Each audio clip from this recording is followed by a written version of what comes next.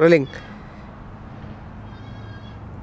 ప్రభువైన యేసుక్రీస్తు నామములో మీ అందరికీ హృదయపూర్వకమైన వందనాలు తెలియజేస్తున్నాను. ఈరోజు మనం వేల్స్ దేశంలో ఉన్నాం. వేల్స్ దేశం అనేది ప్రపంచ చరిత్రలో క్రైస్తవపు ఉజ్జీవానికి ఎంతో పేరుగాంచింది. ఈ వేల్స్ ఉజ్జీవం ప్రారంభంలో జార్జ్ విట్ఫీల్డ్ ఆధ్వర్యంలో గొప్ప సామాజిక సంస్కరణలు చోటు చేసుకున్నాయి. ఇందులో భాగంగా కేవలం ఆధ్యాత్మికంగా మాత్రమే కాకుండా సామాజికంగా కూడా ఒక గొప్ప విప్లవం వచ్చిందనే చెప్పాలి. ఈ గొప్ప సామాజిక ఆధ్యాత్మిక విప్లవానికి కారణం ఏంటయ్యానంటే ఇది పరిశుద్ధ గ్రంథం.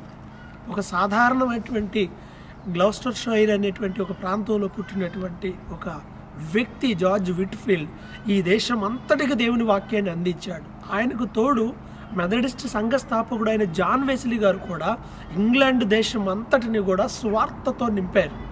వేశ్య స్థలాలు కూడా, సినిమా ప్లేసులు కూడా దేవుని యొక్క వాక్యాన్ని అందించే స్థలాలుగా మారిపోయినాయి అనంటే ఏ స్థాయి ఉద్యమం వచ్చిందో ఆలోచన చేసుకోవచ్చు.